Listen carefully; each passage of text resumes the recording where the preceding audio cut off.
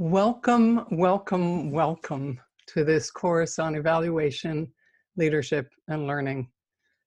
My name is Kate Sutherland, and I am delighted to be on this learning journey with you. Really look forward to getting to know each of you better as we go forward.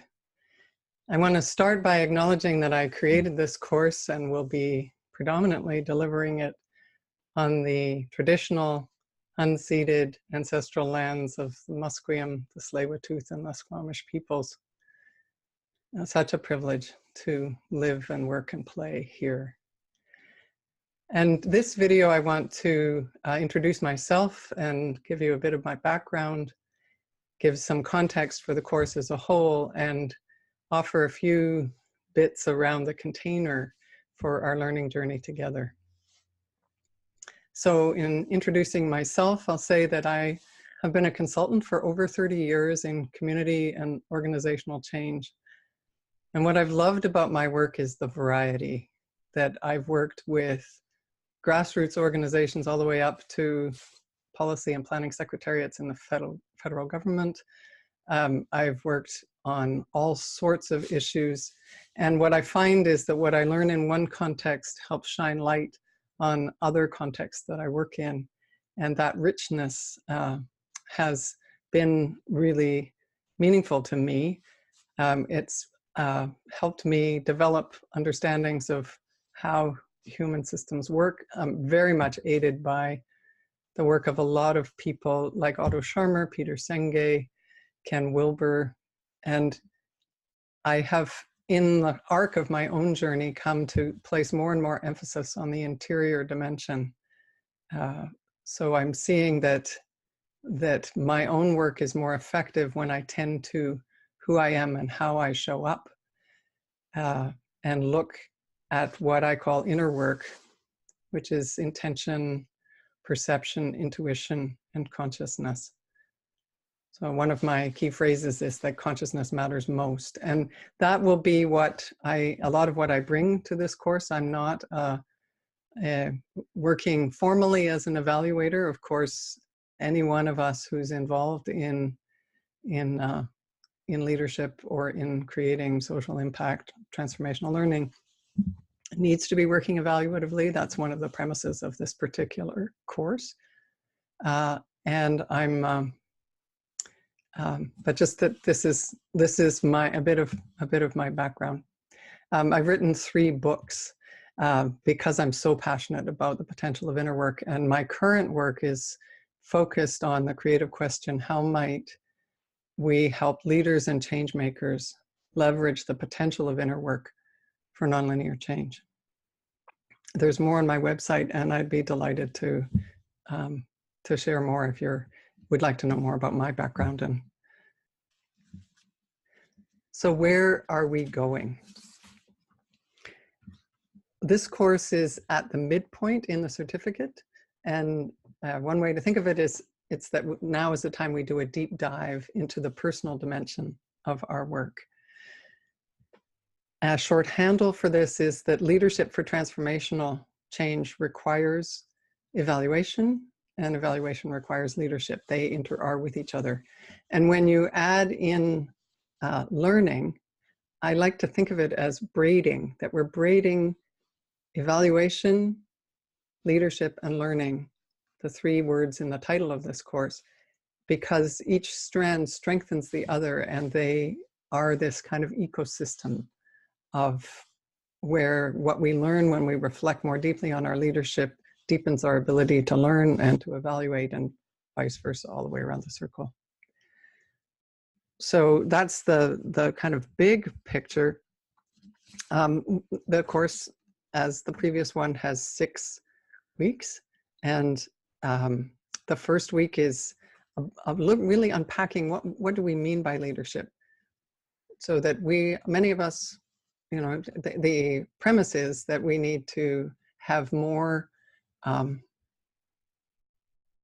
current and potent concepts of leadership so that we can counteract the societal unthinking tendency to default to traditional hierarchic forms of leadership.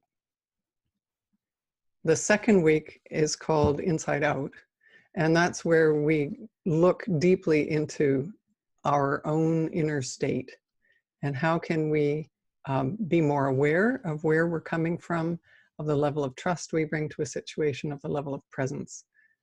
All of those very inside dimensions, which in my experience have incredible impact on how we think, how we show up, and what happens on the outer. The third week is called Courageous Conversations. And the premise is that doing evaluative work and being a leader requires us to have conversations that are courageous. How can we get more comfortable with doing that well? And it's a week where we have a special guest. I'll tell you more soon. A wonderful woman called Marian Little. Week 4 is on learning as accountability. And it's looking for our own relationship with mistakes, with failure, and how can we think about that more constructively? How can we even become adept and comfortable with self-disclosure, with being honest about our own weaknesses and aware of our strengths and so forth. So that's our own accountability. Then in week 5, we take that to the team, and building learning organizations is the topic there, drawing on the work of Peter Senge and others to cultivate the teams that we work in, or to help, if we're an external consultant coming in as an evaluator, how can we leave the organization that we've consulted with more resilient and more capable of ongoing learning. And the last week is called Attending to Worldviews. And that's where we have an opportunity to zoom way out and to look at what is conditioning our own thinking and our own understanding in terms of colonization, imperialism, sexism, all of the big forces that are shaping our society. And one of my questions to you at the end of the course will be, should this particular module be earlier in the program or not, since it is so fundamental to our own leadership, our ability to navigate worldviews. So I hope you're as excited as I am with what is coming, and I really look forward to diving into all of this with you. So in terms of our container and how we can be together, I want to first mention the group agreements, which are the same ones that you would have seen with Mark. And to the best of my knowledge, everyone on this course was also on the course last module. So you know each other and you know those group agreements. I'd like you to read them again and to acknowledge that you're deepening your commitment to them, which I see involves 3 steps. One is that you will follow it yourself. 2, that you will lean in and support others to follow those group agreements. And 3rd, that if someone brings to your attention how you may not, their perception of your relationship to a particular group agreement, that you bring an open mind to their perspective and endeavor to make this a leadership and learning opportunity for yourself.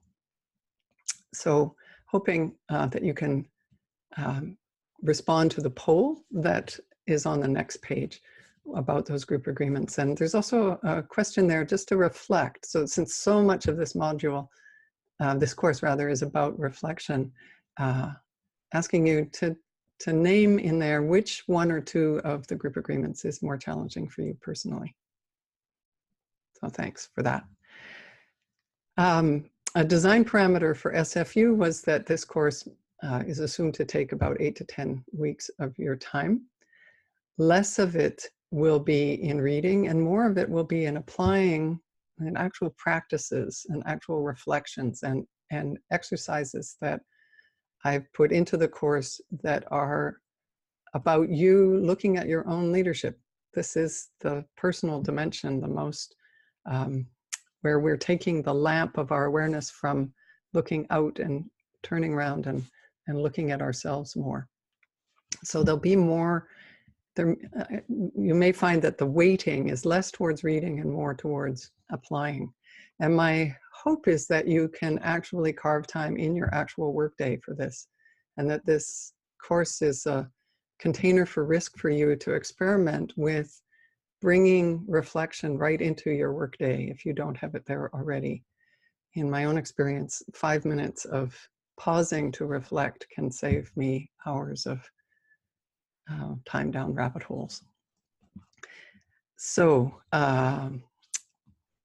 assessment in this course is on a pass-fail basis. That's for the certificate as a whole. Also, I haven't created rubrics for each of the activities, and I'm trusting that you're going to lean in. And so what I'll be looking for is the quality of your reflections and questions and comments in the discussions, and the depth of personal reflection you're doing through the activities.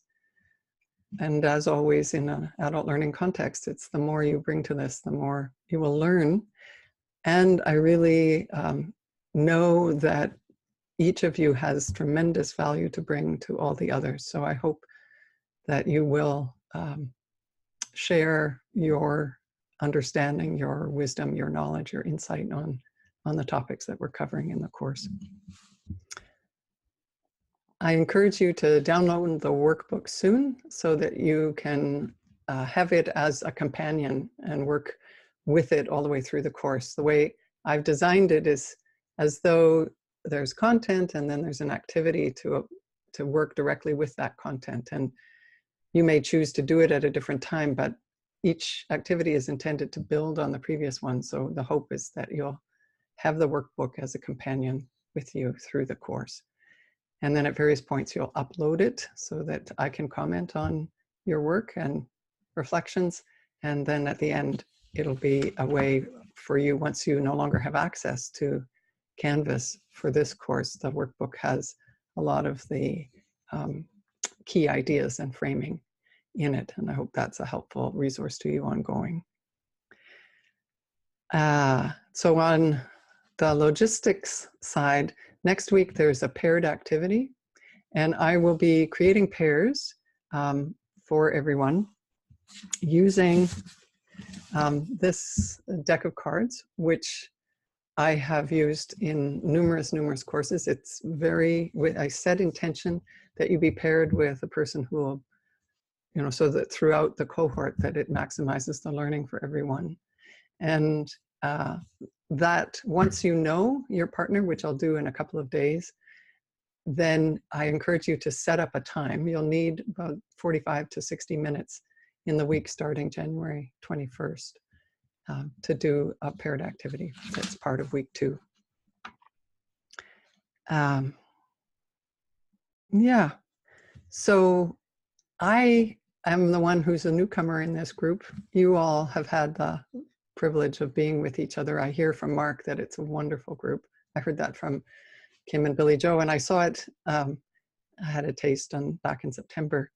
But I would really love it if you would lean into the introduction activity that's on the check-in page, where I've asked you to give your name and a photo if you can, and to give me a bit of information about the context that you're working with, that where you're hoping to create social impact and transformational learning.